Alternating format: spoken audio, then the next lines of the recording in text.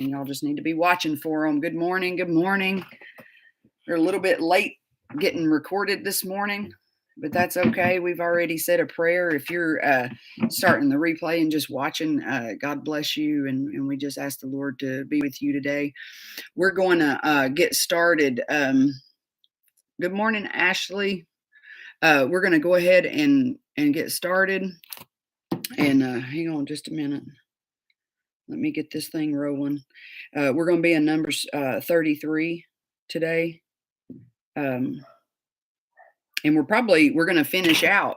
Actually, we're going to finish out the book of Numbers, y'all. Can you believe it? Oh my gosh. It's crazy town. So here's where we're at.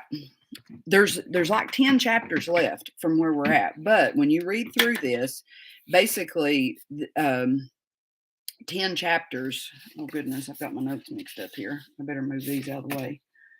I usually tape them in my Bible, but I didn't know, and so I got them mixed up. So the last 10 chapters of the book of Numbers is basically about inheritance. And so it's they are literally, y'all, on the edge. And let's see, 26. We talked about Balaam, so we're at 26, and so here's what happens. And so for the first time in the Israelites' journey, their generations, 400 years, the Israelites have been slaves. And then they come along and they live 40 years in the wilderness, right? And so for the first time, this nation, this generation of people are about to come into an inheritance, right? And so we all understand, like, y'all know when people pass away and people die, sometimes it gets wild with other folks and how people begin to react when it comes to inheritance. And there's all kinds of crazy famous stories out there about different people and how they behave when someone dies. And you all probably know that. Have you all ever been around someone in family and someone passes away and then just the family goes crazy? It's like, it's just unbelievable at how people, like, something shifts in them as soon as someone dies. And then it's almost like people become instant, like, hoarders or something. I don't know. It's the craziest thing I've ever seen. I've seen it happen a few times.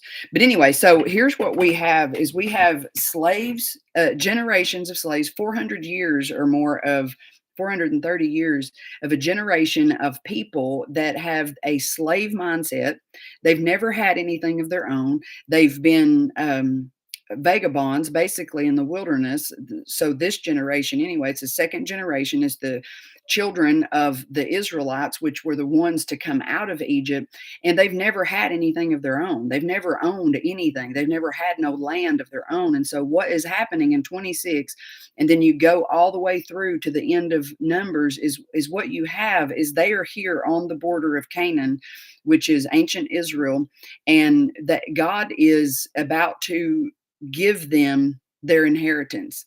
And I mean, it's such a beautiful story too. It's just the fight. You can imagine, I think about, just some dreams and visions I've had in my own heart, and to be standing on the edge of that and God just saying, okay, here's what we're going to do. We're ready. And so what happens in 26 is God tells Moses to he talks to Moses and the son of Aaron, and which is one of the priests there, and he has them do another census. This is the second census that has happened with them. And so what he's doing is he's having them count again the men that are age 20 and at fighting age. And so he does another census. And the reason he's doing this, and it explains in here, is that he is finding out based on tribe how big or how small each tribe is, and he's going to give over the amount of land to these particular tribes based on their size. And so that's basically what this looks like. And so let's see. The word inheritance, just looking at some of this, the word inheritance is only used 6 times in the book of Genesis, Exodus, and Leviticus. In the book of Numbers, and this is the theme, I mean, the entire theme of them coming to the end of this thing. In the book of Numbers, the word inheritance is used 42 times. And in these last 10 chapters, this goes to tell you, in these last 10 chapters, it's used 34 of those 42 times in 10 chapters. So you know that 26 through 36 is literally about they've made it. They are right at the edge, and they're going to receive their inheritance, unlike the past 11 generations. And so it's a pretty amazing thing. And so it was interesting when I was thinking about this. This is where we're getting to the last set of instructions that God is giving them before they basically graduate and go in. Now we know that there's more to come, and there's more instruction, and God continues in the book of Deuteronomy. He's basically going through the law of this second generation, and he covers some in here too in these last 10 chapters about some of the things that these behavioral codes, these moral codes, these rituals, these ceremonies and stuff that they need to be doing. But God gave instructions here, because this is the end. You're going to get your land, but here's what we're going to do is we're going to take a census. And so what happens, there was a plague in the land, and we had seen that back in chapter 25. And this is when we went through the Balaam, beware of Balaam, the spirit of Balaam, and how it enters in. And so which was, oh gosh, yesterday messed me up. I mean, Pastor Ronnie was talking about in his message last night at church that once we get a hold of how much God loves us, and how so very much God is for us, then insecurity is out the door. He was like, once you understand how much God really, really loves us, it's you. The insecurities are out the door. I mean, you live on a different level. Once you know that God has your back, and it's not a question, you literally just live on a different level. And when we went through Balaam here of chapters, I think 22 through 24 and 25, and we saw on four different occasions, like the spirit of Balaam came in and tried to curse the children of God, and they were unable to even every time they opened their mouth, they were unable to even speak that. And on the fifth time, Balaam gave Balak, which Balaam was the false prophet, and then the king was the one that hired him to come in to curse these people. And it's so cool. But anyway, there at the end is like, look, I can't do anything that God doesn't tell me to do. I just can't. And so the proof of when God is for you, he is for you. And it is us that end up walking out from under his hand of blessing. I mean, that story, if y'all didn't get a chance to go through that, you should really go through that lesson on Balaam. I mean, my goodness. And the spirit of Balaam, I mean, it is a root of the spirit of Baal. And then it ends up all through, and we'll be going through it as we continue through the Old Testament, and how this spirit here in this particular chapter, in this particular part of the story, just evolves into these demonic principalities that we are still is dealing with today. But we don't have to be afraid. There is no comparison to the demonic realm when it comes to the spirit of God. He is inferior, he is superior, there's no equal. He does not live here and here on an equal stance. It doesn't happen. It's not even, Satan and the demonic principalities, they have to submit to the Lord. And the Lord's not just going to be, it's us that turns away. So anyway, I don't want to get back into that, but anyway, so there's a plague in the land, in the camp, because of the very end. They are completely disobeying God. He stops Balaam from cursing them, but yet some of them end up walking and going. And so they end up enticing them with the Moabite women, and then get them involved into sexual immorality, to worshiping idols and all this other stuff. And so there's a plague in the land. And so once you get into 26 and they start the new census, what has happened is there was just another plague.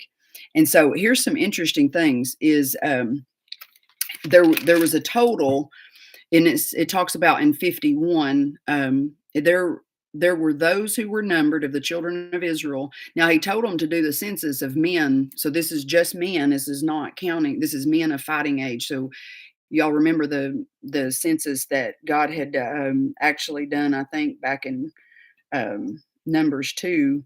There was a census done too, and it was men of 20 years old, of fighting age. This did not count elderly women or children or the rabble, okay, that was coming along with them, or at least it didn't too. And so it says in verse 51 of chapter 26, these are those who were numbered of the children of Israel, 601,730. So there is 601,730 people. Now, if you look at Numbers 2, the other census, this is interesting, y'all. There's a principle here. In the other census in Numbers, there was 603,550. So there was actually a decline of people of 1,830 people. They were down. The whole purpose of the Israelite people was to grow and multiply. And during this 40 years, you had a decline in population instead of growth. There was no growth in population. So what a really cool practical application to this, if you just look at that story, if there's a decline in growth with a nation of people or a life, or you or me, if there's a decline, then you have to stop and ask the question, why?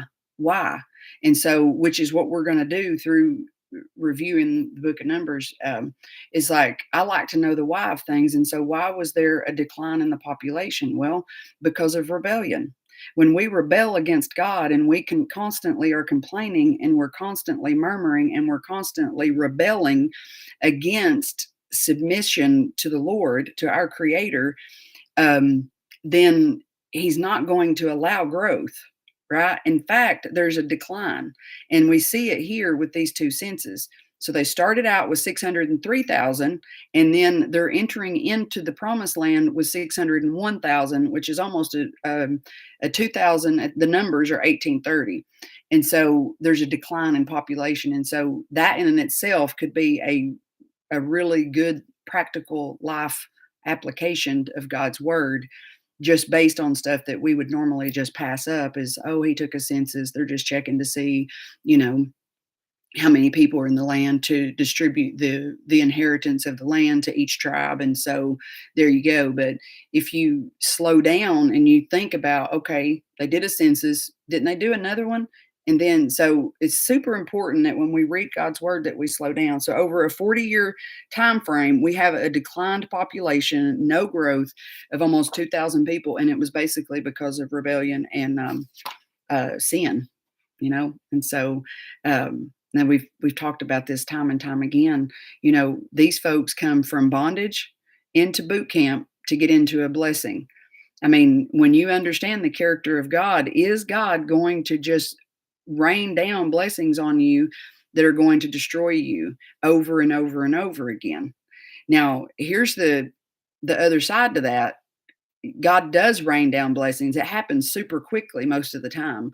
When you turn yourself back to the Lord, because again, we're the ones that walk away from him. He's solid. He's there. And we've saw that all throughout the Bible already.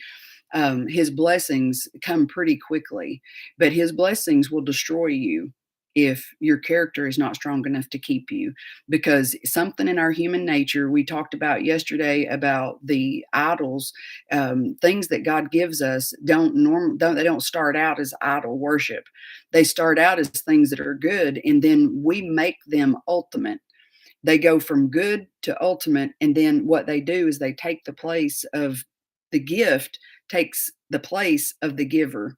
And so it's a very dangerous place. We have got to be diligent. We've got to be intentional. We've got to be militant about keeping our face toward the Lord in his word, so that the blessings that he give us will not destroy us, because we'll leave him. The careers he gives us, the ministries that he gives us will so easily become a curse on our life. And they do, because we lay him on the table and let him collect dust. And so we can't do that. When God gives us everything, and nothing or no one should get in the way of you saying, sorry, but I can't do that right now. I've got a commitment with the Lord. I've got a date with Jesus every day at this time. Or I've got a date with Jesus. I'm not going to be distracted by going shopping. I'm not going to be distracted by getting up, and I'm not going to take a job that's going to completely make me work 24/7 so that I don't have time with the Lord. Because would the Lord really give you a job that causes you to walk away from Him?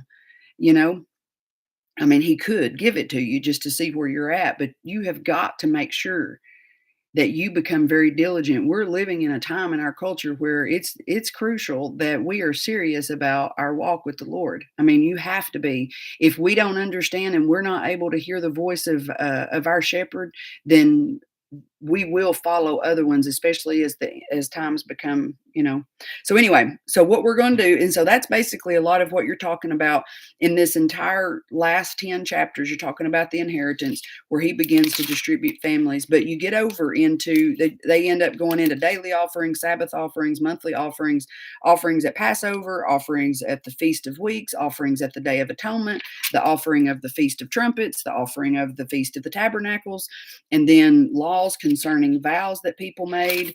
And then they end up going to war over in chapter 31 against the Midianites, and then they end up coming back, and then they divide all the plunder because they take the land a few places. So they still have to fight, even though they've took a census here and they're right here at the gift. The fight is still on, so they're still as close as we are to a blessing. We still have to fight a little bit. I was telling a guy yesterday that I was working with, I said, here's the deal. The answer is simple to addiction. It's hard. I'm not taking away the pain. I'm not taking away this, but here's the simple answer. You can lay on the ground and get punked out by Satan, because this really is just a issue of good versus evil. And when you understand that God is for you and then who can be against you, it's really at this point, the answer is simple. Someone comes along, they offer you a hand when you're laying on the ground, getting your brains kicked out.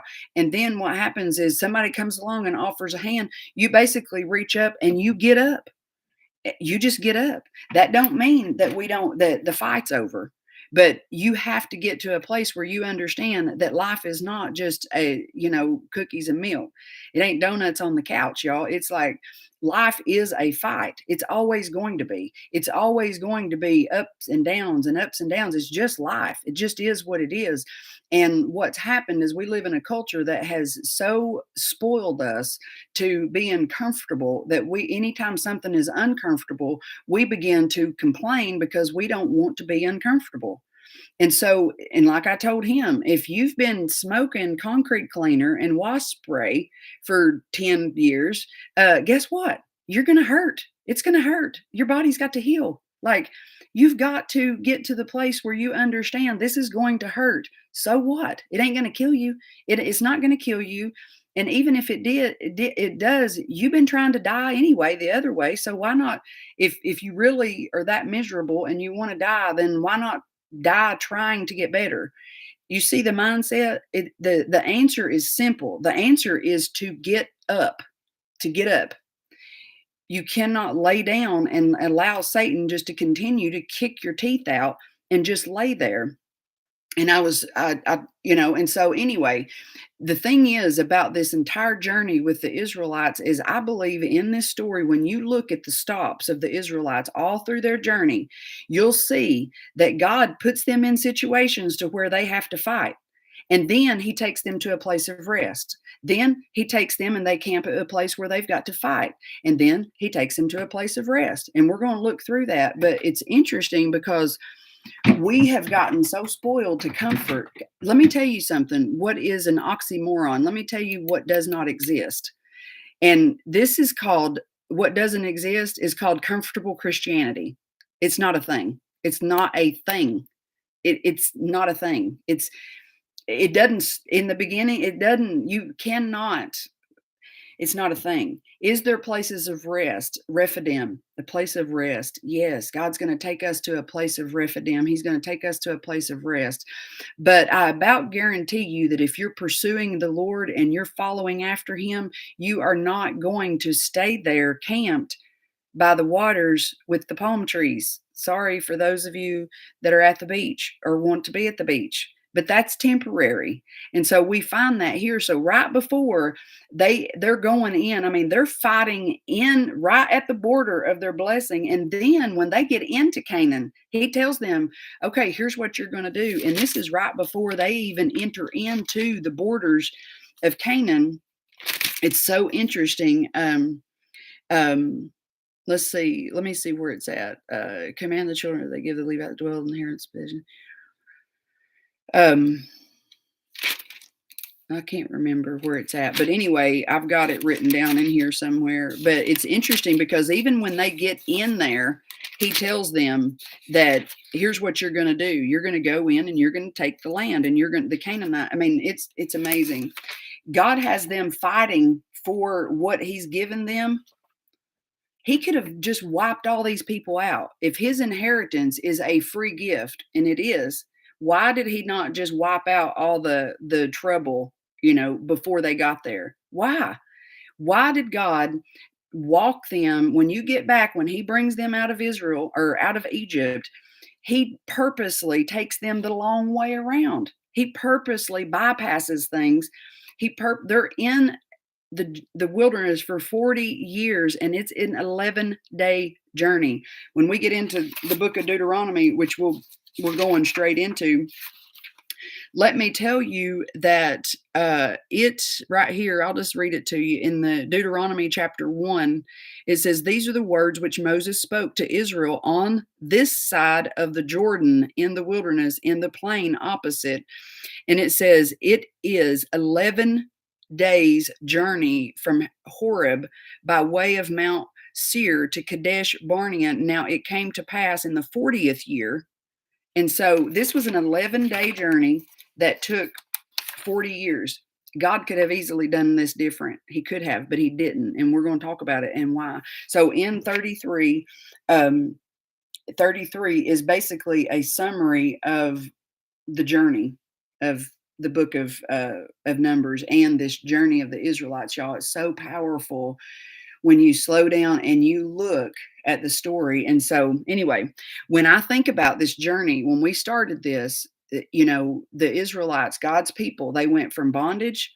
He takes them into a very purposed boot camp. And there's a reason, because he's teaching them some life lessons here. And then he's preparing them for the blessing. And so he has them they're in bondage. He's going to send them to boot camp, and then he's going to give them their blessing. And so when I look at this stuff, I wrote down, we've got to look at the where, what, why, when, and how. If we miss the lessons in this Israelite journey in the wilderness, y'all, then we might as well just go back to bed. Like, we got to get this, y'all. This is such a powerful life application, practical lessons. It's unbelievable. So the biggest question here is why, God? Most of the time when we're watching, or when we're living and we're going through things, we look and we say, why, God? If we only knew. But let me tell you, when you begin to understand the true nature and the true character of God, then you will find that he loves you so very much that the why usually is rooted in your own good. It's for your own good. And even though it's hard, and this journey of the Israelites is completely indicative to, it's a mirror. It is a mirror of life. We're going to live life in places of Rephidim and places of rest, and we're going to live in places that are on the mountain, and our hair is blowing in the wind, and we're just living and loving life. But there is going to be times when life is hard and life is tragic, and so God is teaching them how to trust him. And so that's what we're going to look at now. Then you think about the what kept them going? What kept the Israelites going in this miserable time? Well, they were holding on to a promise. And when I was thinking through this, I this reminded me, and I don't share this a lot publicly at all, and, but I'm going to share a little bit of it right now about my own journey. And my family knows this because I mean, it's my family, that people that are close to me know this. But, when we lose sight, Proverbs said, "My people perish for lack of knowledge, and where there is no vision." And it was funny that Pastor Ronnie, like, talked about this last night. Where there is no revelation, where there is no vision, people perish. And so when I was a teenager, and I was basically, you know, it was just a terrible space of my life. A teenager, and I don't remember the season. I don't remember. All I know in my mind now, at almost 48 years old, all I know is this is the story, as basically a homeless teenager, miserable mentally. um, I did not know God. I did not know that I didn't have a knowledge of Him. I did not understand what was going on. I didn't know there was a God out there. Literally, if I had to think about it now, if I thought back then about a Jesus Christ, I probably would have said it's more of a cuss word, because if those two words were used in my world, it was probably used as a curse word. That's why today, when I hear somebody that are just talking and they use His name like a curse word, it does something to my spirit. It makes me want to throw up. But when and so I there wasn't for us, there wasn't an acknowledgement of a God or a church or a Christian. Those words did not exist in our world. There wasn't a part of our vocabulary. It was They were non-existent. And so when I remember somewhere at some point during a terrible time of my life, that a vision came and rooted itself inside of me. And I had to be 14, 15, 16 years old, teenager. At this point, I was already pretty much strung out. I mean, I had done my mama terrible. It was just a terrible time, y'all. But something come on the inside of me, and I didn't even know how to think that. I didn't even know how to think this, y'all. But something come and lived on the inside of me. And it was a vision, it was a promise of a future. And so what happened during that time, and it lives in me today. And that's why I said I don't share this publicly a whole lot, because this is something very intimate between me and the Lord.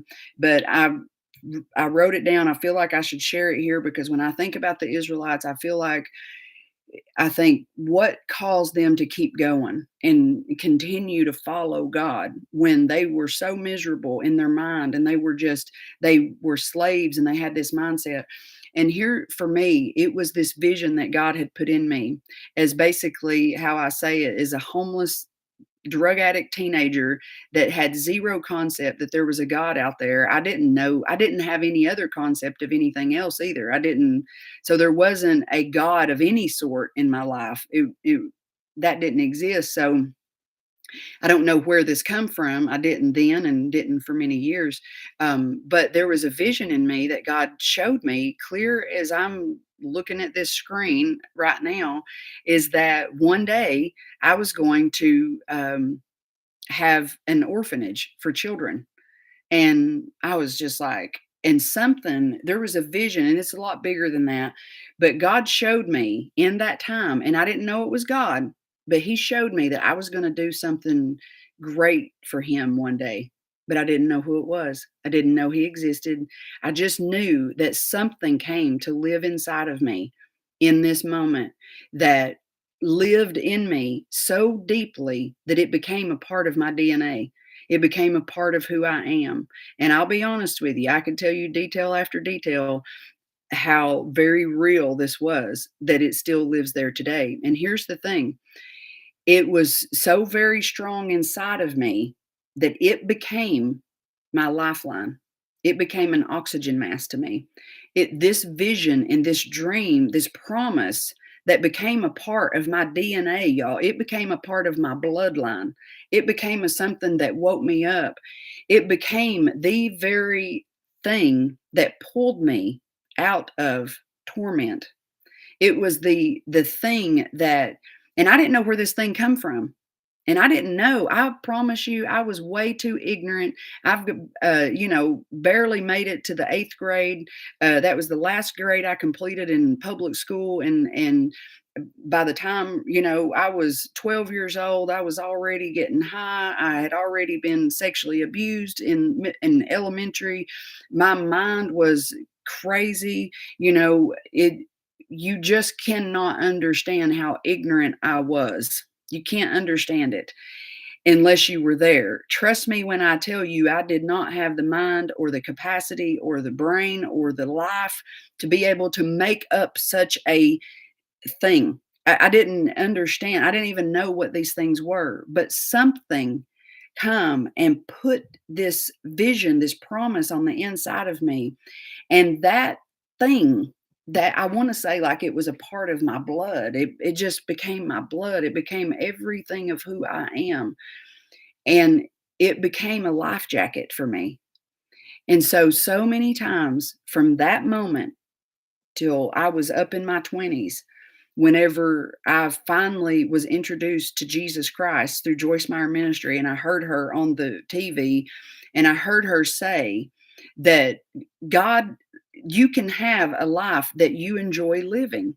And so I was like, what is she saying? And then she introduced me to Jesus Christ through the TV. And then I was so desperate, and I lived in such a place of desperation that I was just ignorant enough to test this theory and find out, okay, so you're saying I can have a life that I actually enjoy living. Okay, well, I'm gonna die trying, because I'm gonna die here. Because I want to die. And so, but the thing that continued to pull me up out of torment in my mind was this promise that I had in me. And when I was reading through the story about the Israelites, I kept thinking that has to be what kept them going during this time. And during these lessons, God gave them the promise before they started the journey. He gave them the promise before that he took them to boot camp. He gave them the promise way before. God told me when I was a homeless drug addict teenager, misery in my mind, tormented in my mind, he put a promise in me, and I didn't even know it was him. That's how much he loves us. He loved me so much that he gave me an oxygen mask, and he said, okay, now listen, make sure, because there's going to be times that we're going to stop, and we're going to go to I'm going to take you to the bitter waters of Mara, and you're going to camp there. And what I'm going to do is I'm going to start squeezing some of this stuff out of you that don't belong in you. I'm going to start squeezing you to a place, and I'm going to start putting you in situations to where it's going to be hard, and I'm going to put pressure on you. And you know what's going to happen when I begin to squeeze you? Some of that junk that's in you, this abuse, this stuff that's happened to you, the drugs, the mindset, the sexual abuse, all these things, I'm going to start squeezing it. And what happens when I start squeezing it and this stuff starts coming out? I'm going to pull it up and I'm going to cut it off. But here's the deal. I gave you a lifeline. I gave you a promise, and I put it deep inside of your DNA. I put it deep inside of who you are. And what's going to happen is when you feel like you're going to die, you're going to put that oxygen mask on, and you are going to get up. I about cussed right there. See, that's why I would be terrible at getting up in front of people, because I get so excited about what God done for me, y'all, that I just want to aggressively tell people to get up. But anyway, so I remember so many times that this dream and this vision became such a it pulled me. It became my best friend. This vision did. It became everything to me. This vision, y'all, gave me wings. It gave my mind wings. Like, I could fly above the torment. Why?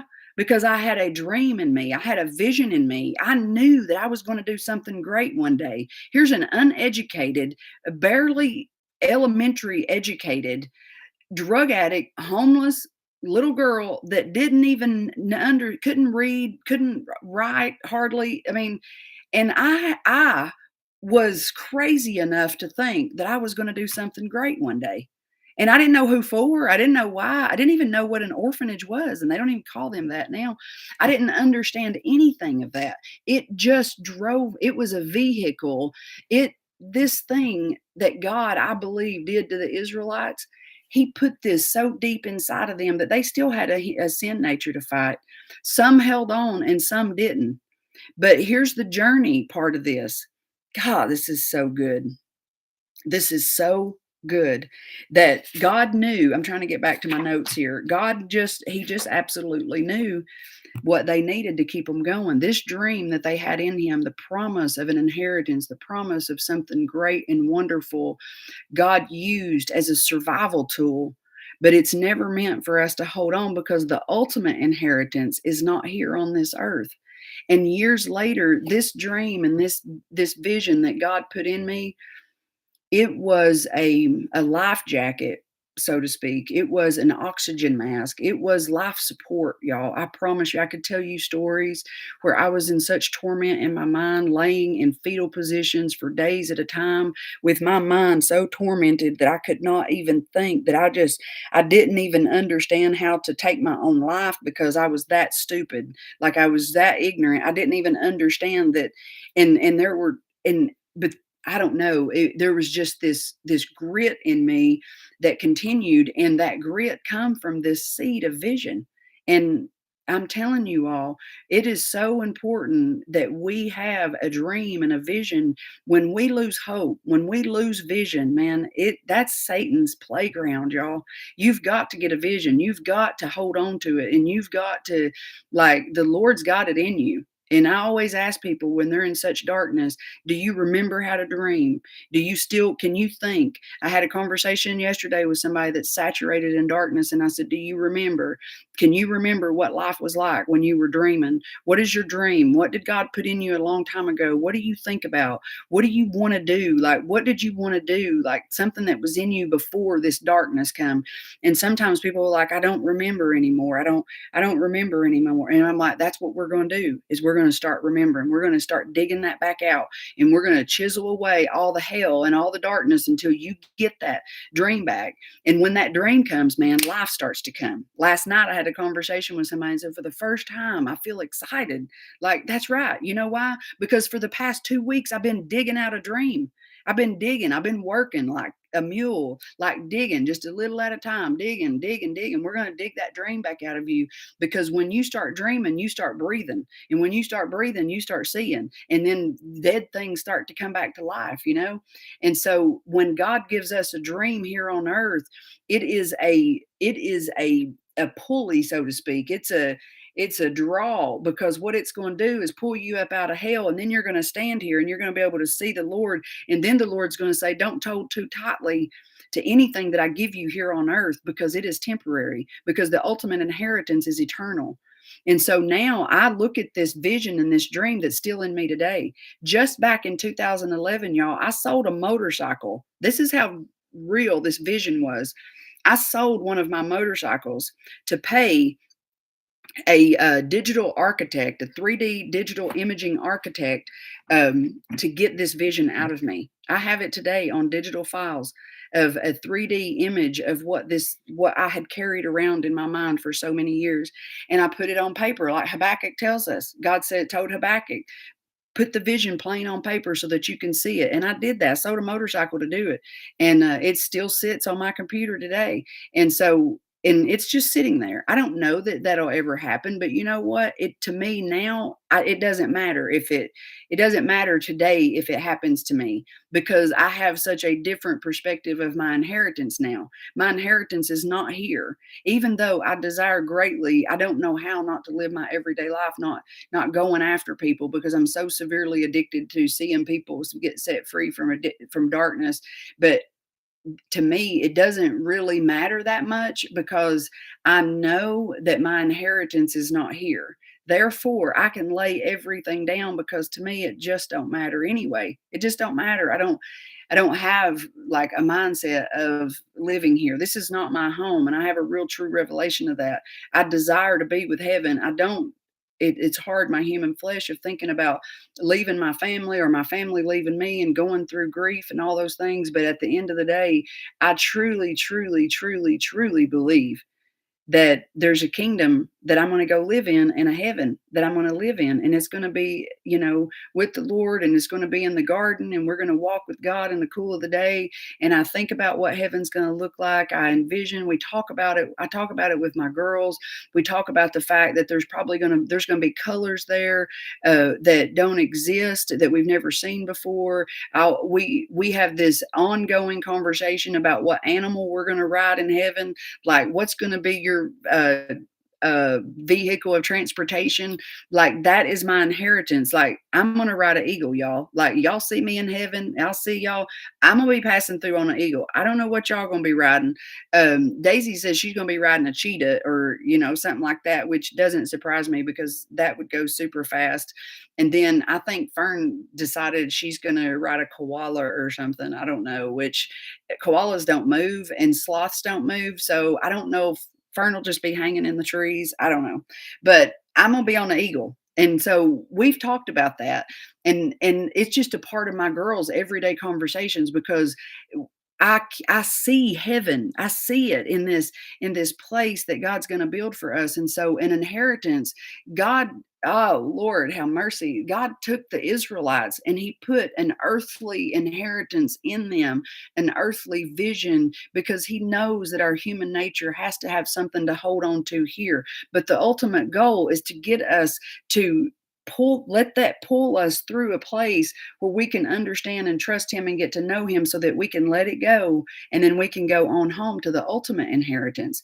That's the goal of this entire thing. God's character is so unique in the way that he brings us through these places to teach us some stuff. The first place that you'll find where he began to ring out the Israelites was when they come up on and they begin to camp at Mara.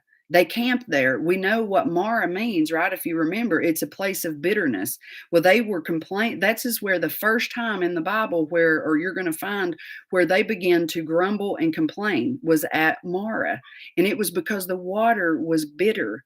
And so, but right before that, let me look at where it's at. I wrote all these down. They started out at Ramses, okay? And so Ramses was where they were in Egypt. That's where they lived. And these were cities that were built by the king. And so they literally, as slaves, built these cities for the king. And so that's where they lived. They left there and they went to a place called Sukkoth. I'm probably going to terribly pronounce these. Sukkoth. And this means a shelter.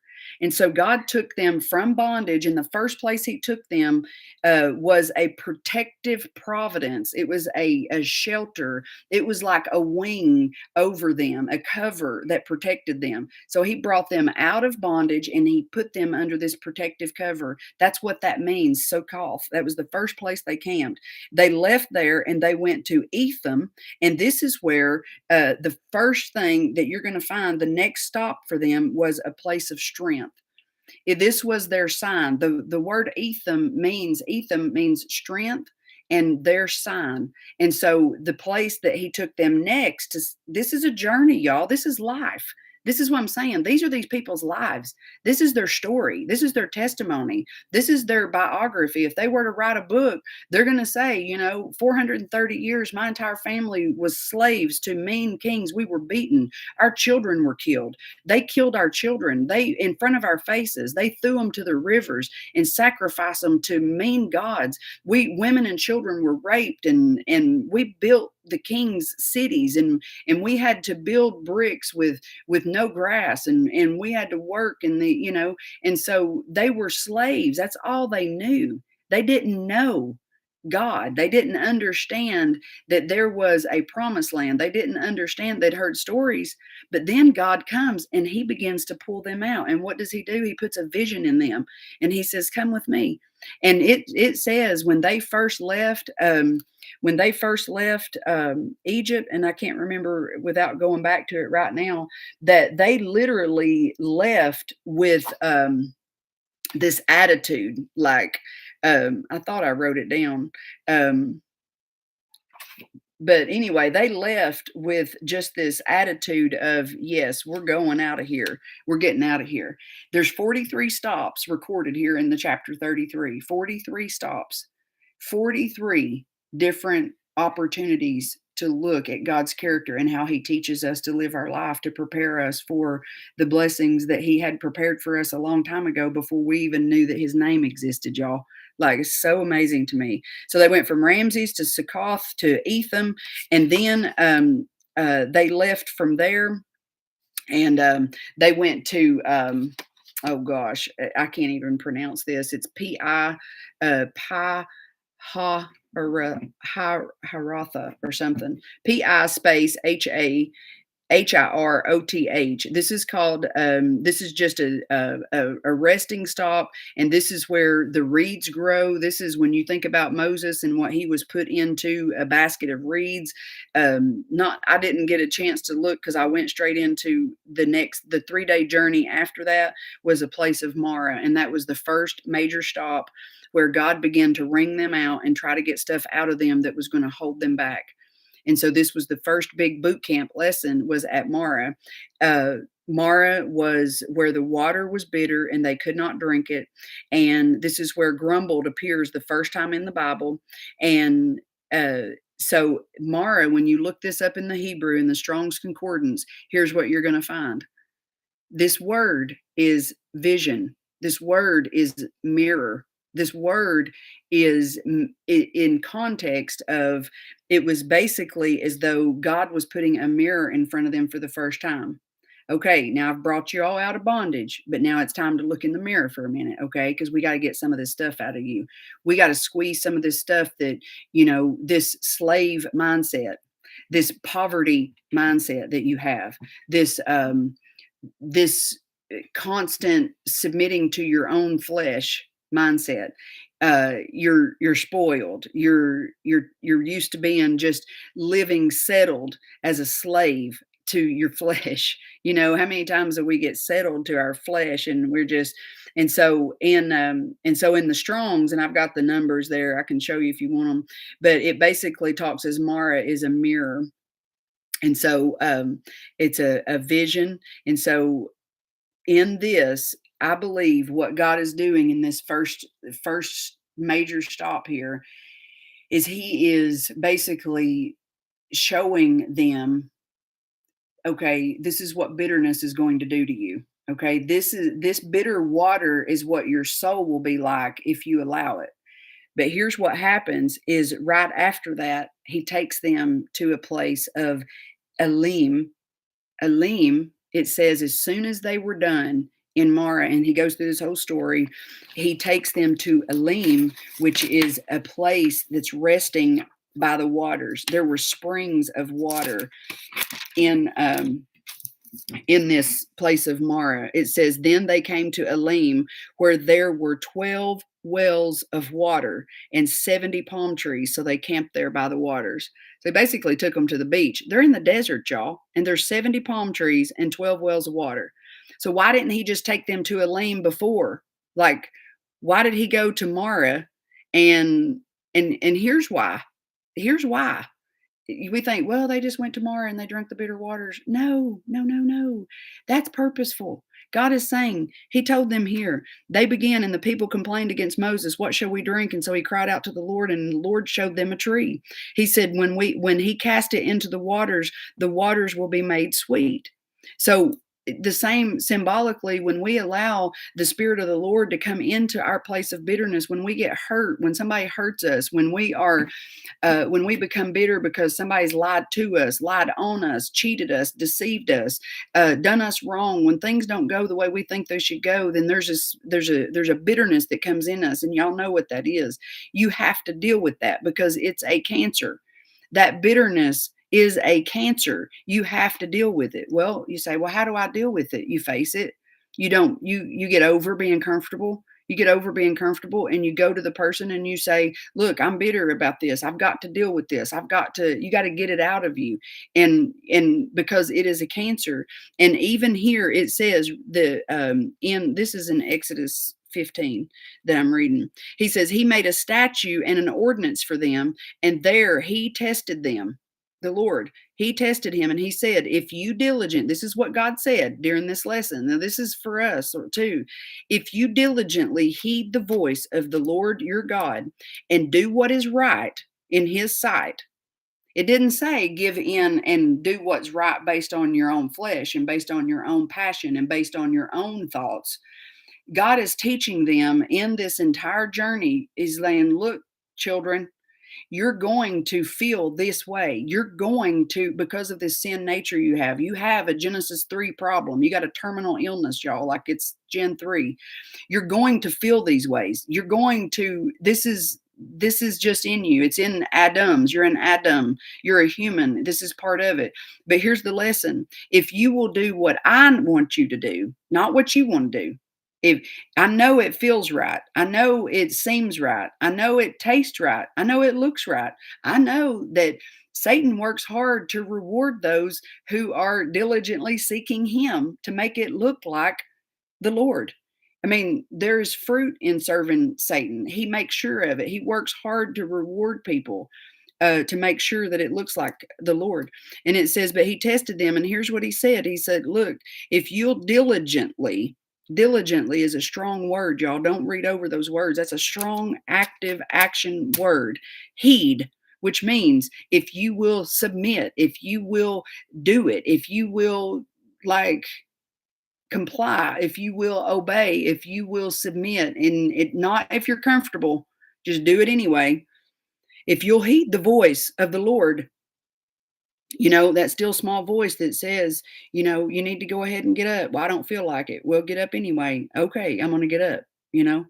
Uh, if you'll heed the voice of the Lord your God and do what is right in his sight, not your sight, in his sight, and you'll give ear to his commandments and you'll keep all of his statutes. His statutes are his ordinances, his guidelines for life, his like rules for life. It's like, okay, you must breathe. Okay. So if you don't breathe, guess what? You're going to die. So if you'll do what I tell you to do, you're going to live. But if you don't do when I tell you to do, you're going to die. So I'm telling you, you need to breathe. Okay. Then you better breathe, because if you don't, you're going to die. So he's saying, if you'll keep my statutes, I'll put none of these diseases on you, which I brought onto the Egyptians. This is the lesson. And he says, for I am the Lord who heals you. Okay. So what was the lesson at Mara? Okay. He's squeezing them. He's showing them what bitterness is, what a cancer it is. It's a disease. It's a disease that if you will do these, I won't put these diseases on you. To me, like when I look at this, I look at bitterness. The place of Mara was in boot camp. It's lesson number one. Like, if you're bitter, you better deal with it, because it is a disease. In its onset, it's okay. You might think, well, I'm a little bit, mad, blah, blah, blah, blah, blah.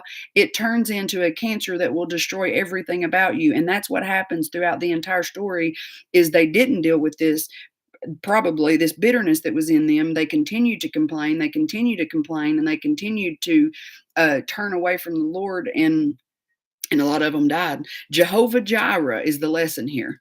We know the Lord.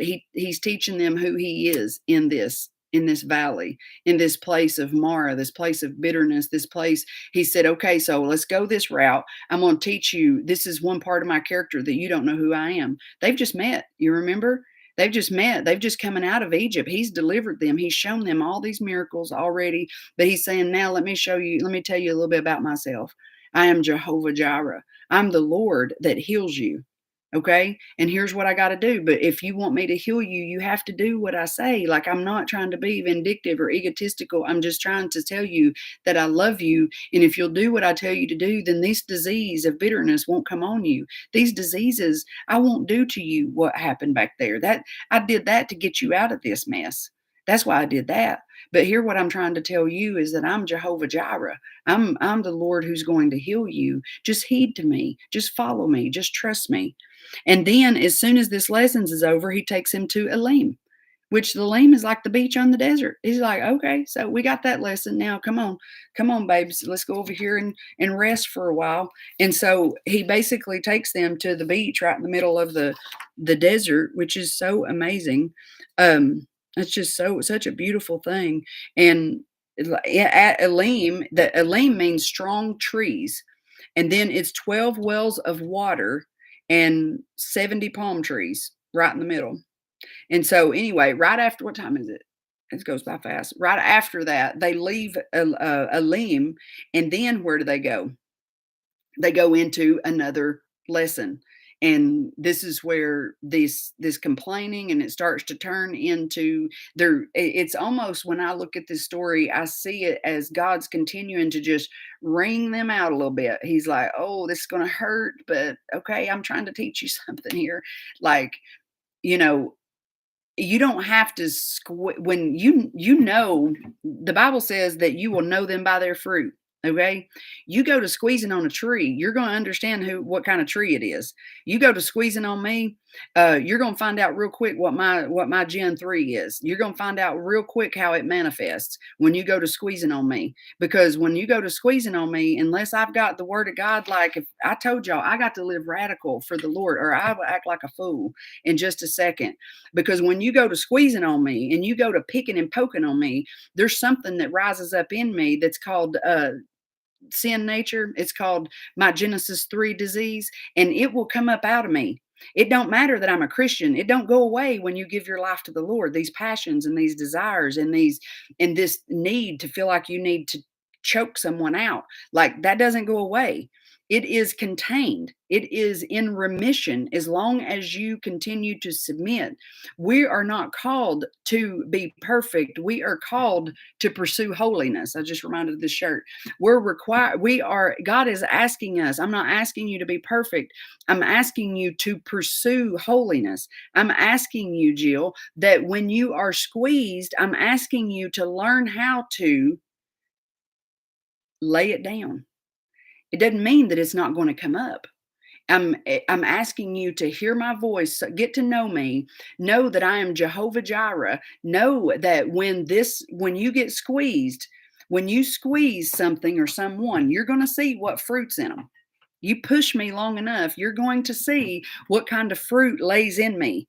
And I have worked for years to get this out of me, but it's still there to a degree.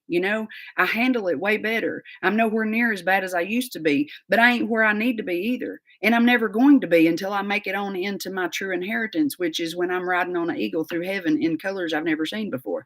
And so that's when I'm no longer going to have this Gen 3 disease. And I'm no longer going to have to, when I get squeezed, say, okay, Lord, I've got these scriptures memorized. When this passion comes over me where I want to, it feels right that I should just take them out. Like it feels like that's right.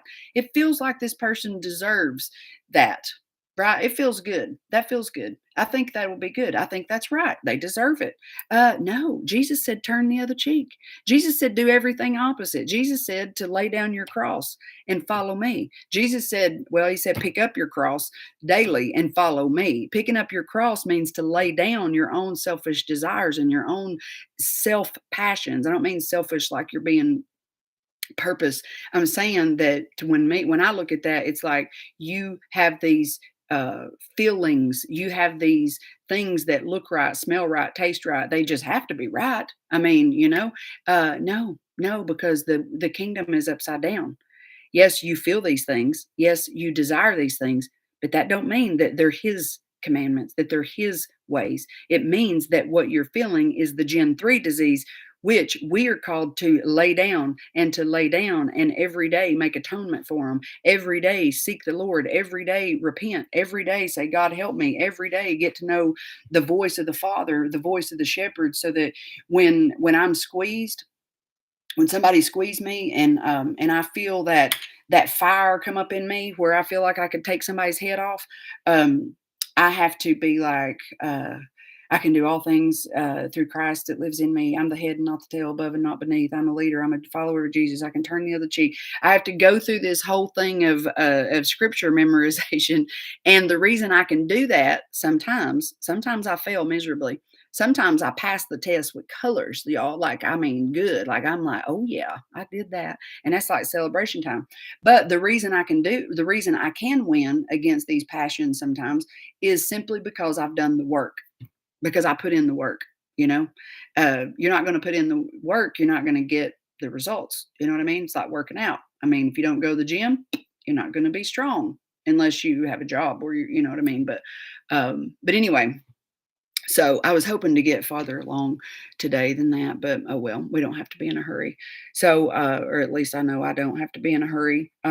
But the interesting part in this is we're going to look at. We're not going to read all 43 stops of the Israelites, but it would be a really good study to look at. I'm going to look at all 43 of them. I'm going to look at the words and find out what they mean. But I think um, what is probably going to happen is I'm going to highlight some of the ones like Mara. When God is teaching us that He's Jehovah Jireh, man, we better perk up and listen and be like, "What is the lessons here?" Because I don't want to repeat.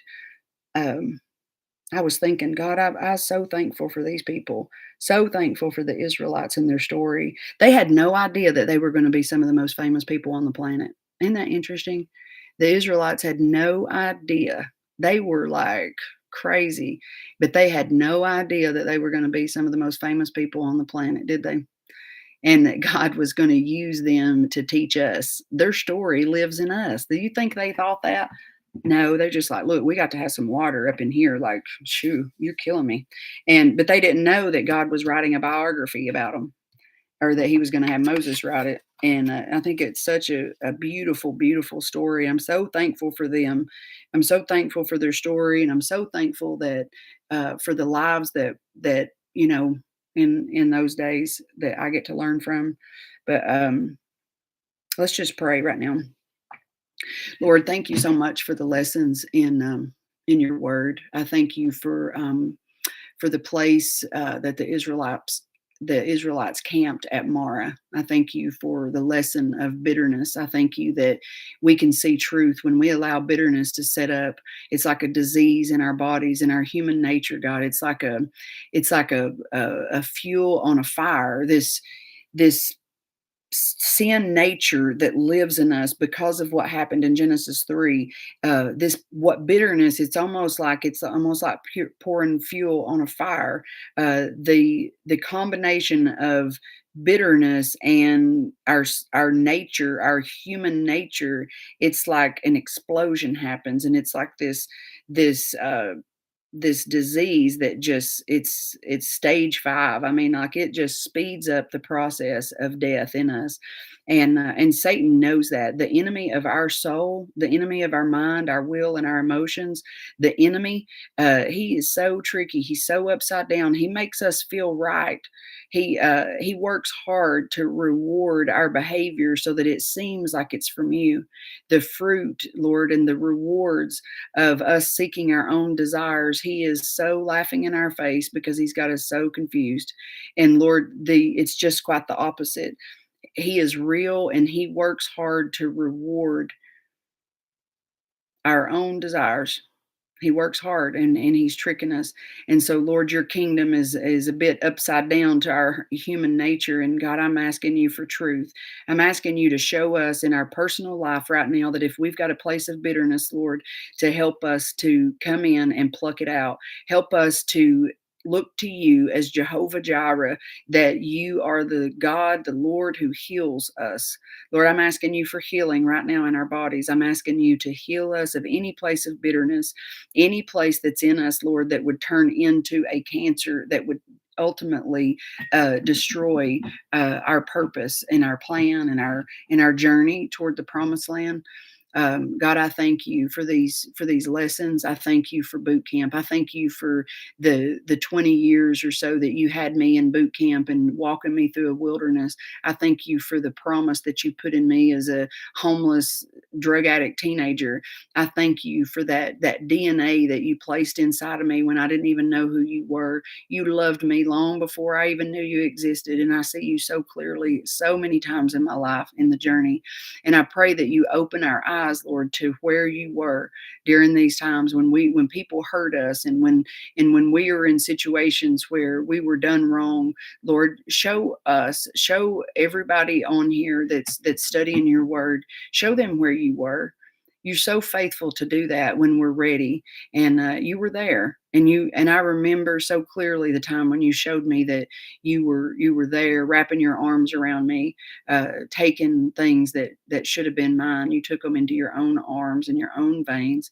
And Lord, I pray that you would show everybody on here this morning where you were when bitterness set in, when we begin to turn and the route began to change. God, will you show us where you were standing there in that room in that moment, and when we were being lured away. And so, Lord, I thank you so much for these places of lessons. I thank you for the valleys. We count it joy that we get to go through trials, even though they hurt. But God, when we get our eyes on the fact that this is not our home, that our ultimate inheritance is back in the garden and walking in the cool of the day in a perfect world, in a beautiful, beautiful place, God, where originally back where you intended it, for us to live in harmony with one another and us to live in a place of beauty with you. Lord, we won't have to suffer anymore here, and we won't have to deal with all this crazy that's here. But Lord, help us to bring people home with us as we go throughout the day. Help us um, to crucify our passions. Help us to lay them down, Lord. Help us to not feel as though we have to be um, submissive to our own desires. Help us to follow, diligently heed your way, diligently heed your statutes, diligently heed your plan. In the name of Jesus, we love you, Lord, and we thank you for this day. We look forward to what you have in store for us. God, please help us. We love you in Jesus' name. Amen. All right. So I'm going to go ahead and end this, and I hope you all have a great day. God bless you. All right.